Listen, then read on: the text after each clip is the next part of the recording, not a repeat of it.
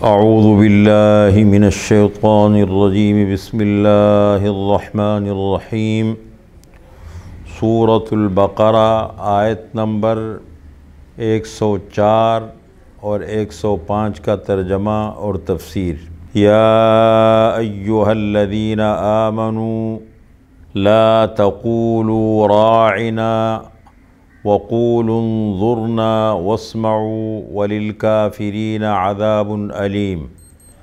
ما يود الذين كفروا من أهل الكتاب ولا المشركين أن ينزل عليكم من خير من ربكم والله يختص برحمته من يشاء والله ذو الفضل العظيم۔ سورۃ البقرہ میں جیسے بار بار ذکر ہو رہا ہے، مخاطب یہود ہیں اور یہود کی 40 خرابیوں کو اللہ تعالیٰ نے ذکر فرمایا ہے اس سورت کے اندر، اور عنوان بھی اس سورت کا ہے یہود کی اصلاح اور مسلمانوں کے لیے ضروری احکام۔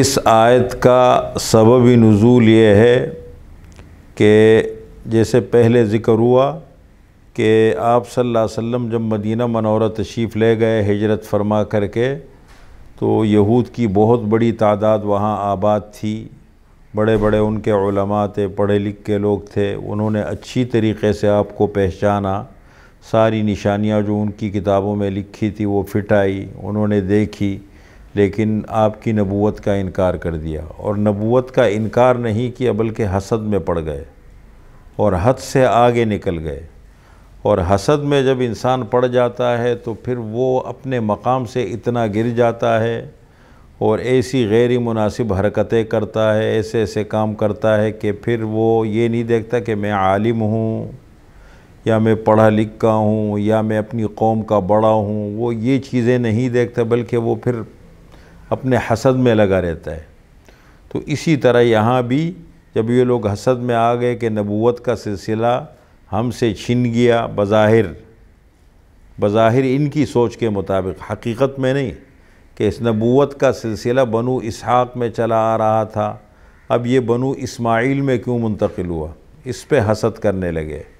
اب جو بھی غیر مناسب حرکتیں کرتے تھے ان میں سے ایک حرکت کا ذکر اللہ نے یہاں کیا ہے، وہ یہ ہے کہ آپ صلی اللہ علیہ وسلم کی خدمت میں جب صحابہ تشریف لاتے تھے تو ایک لفظ استعمال کرتے تھے، راعنا، یا رسول اللہ راعنا، اے اللہ کے رسول ہمارا خیال رکھیں، ہم پر توجہ فرمائیں، ہم پر نظر شفقت رکھیں، اور اس طرح کے الفاظ استعمال کرتے تھے، راعنا، ہمارا خیال کیجئے۔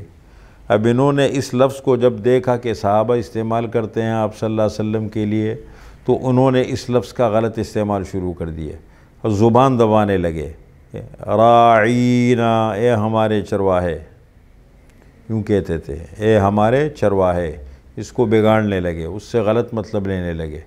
تو اللہ تعالیٰ نے یہاں مسلمانوں کو منع فرمایا خطاب کر کے، اور دیکھیں یہ پہلی جگہ ہے یا ایھا الذین آمنوا کا خطاب آ رہا ہے۔ یا ایھا الذین آمنوا قرآن کریم میں صراحت کے ساتھ 89 مرتبہ ہے، 89، 1 کم 90، اور صرف مدنی صورتوں میں، چونکہ احکامات ہیں اس کے اندر، اور احکامات کا نزول مدینہ منورہ میں ہوا ہے۔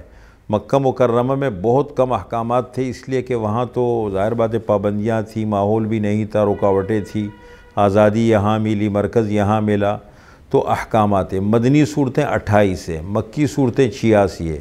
28 میں سے 22 صورتوں میں یا ایھا الذین آمنوا کا خطاب آیا ہے اور 89 مرتبہ آیا ہے۔ سورہ بقرہ میں ٹوٹل 11 مرتبہ ہے، جن میں سے یہ پہلا ہے۔ اب یہ کیا کہتے تھے، راعینا، اللہ نے منع فرمایا اے ایمان والو، جس لفظ کو دشمن، حاسدین، باطل لوگ غلط استعمال کرے اس لفظ سے ہی دور رہو، اس کو استعمال ہی مت کرو، موقع ہی مت دو ان کو، کوشش کرو کہ ان سے واسطہ ہی نہ پڑے اور موقع ہی مت دو، اس کے بجائے انظرنا کا لفظ استعمال کرو۔ اب راعنا کا لفظ، انظرنا کا لفظ، دونوں ہم معنی ہے، دونوں کا مطلب مفہوم ایک ہے، صرف الفاظ کا فرق ہے، اس کو بگاڑ سکتے ہیں، اس کو بگاڑ نہیں سکتے۔ انظرنا کا مطلب بھی ہمارے اوپر نظر شفقت فرمائے، ہماری اوپر توجہ فرمائے، ہمارا خیال رکھیں، اور راعنا کا بھی یہ مطلب ہے۔ اس لیے اللہ نے منع فرما دیا کہ جس لفظ کو یہ لوگ غلط استعمال کرے تو اس کو استعمال ہی مت کرو۔ جیسے سلام کے بارے میں قرآن کریم میں 28 وَإِذَا جَاءُوكَ حَيَّوْكَ بِمَا لَمْ يُحَيِّكَ بِهِ اللَّهُ، یہ یہودی جب آپ کے پاس سے گزرتے ایسے الفاظ سے آپ کو سلام کرتے جو الفاظ اللہ نے نہیں سکھائے۔ اب السلام علیکم یہ کہتے السلام علیکم تمہارے اوپر موت ہو، تو اسی طریقے سے اس لفظ کو بگاڑتے تھے۔ اور پھر اگلی آیت میں 105 کے اندر اللہ نے اس کی وجہ بتائی کہ حسد، فرمایا یہ تو اللہ کی مرضی ہے، جہاں نبوت رکھے، جہاں جس کو جو نعمت دے۔ تو یہ ہے اس آیت کا پس منظر۔ یا ایہا الذین آمنوا، اے ایمان والو، لا تقولوا راعنا، نہ کہو تم راعنا، راعنا کا لفظی استعمال مت کرو۔ وقولوا انظرنا، اور اس کے بجائے وقولوا اور کہو انظرنا، یہ لفظ استعمال کرو۔ معنی دونوں کا ایک، ہمارا خیال رکھیں، ہم پر نظر شفقت فرمائے، ہم پر توجہ فرمائے۔ واسمعوا، اور جو بات تم سے کہی جائے اس کو سنا کرو۔ بات کو سننا یہ بہت بڑی نعمت ہے ہدایت کے لیے، اگر سننے کا جذبہ ہی انسان میں نہ ہو، اس لیے سننا اللہ کی بہت بڑی دین ہے۔ بات کو توجہ سے سنو، اور ٹھیک ہے غلط ہے تو بعد میں دیکھ لو، اس کو مت مانو، لیکن ایک چیز کو جب تک آدمی سنے گا نہیں تو سمجھے گا کیسے۔ واسمعوا، اور جو بات تم سے کہی جائے اس کو سنا کرو۔ وللکافرین عذاب علیم، اور کافروں کے لیے دردناک عذاب ہے، سخت عذاب ہے۔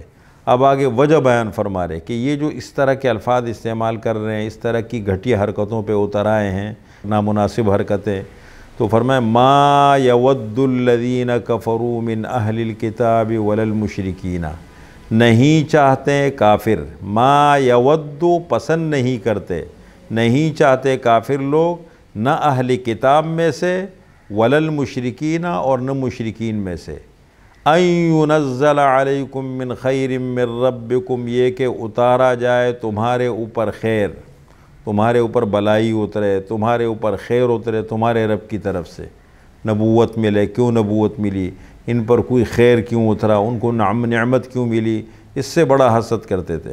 اللہ فرما رہے واللہ یختص برحمتہ من یشاء، اللہ تعالیٰ چنتے ہیں، اللہ تعالیٰ خاص کرتے ہیں اپنی رحمت کے ساتھ جس کو چاہے۔ یہ تو اللہ کی مرضی ہے، کہاں نبوت رکھتے ہیں، کن میں رکھتے ہیں، یہ تو کسی ظاہری کمال کی بنیاد پہ نہیں ہوتا، یہ تو اللہ کی دین ہے، اللہ کا انتخاب ہے۔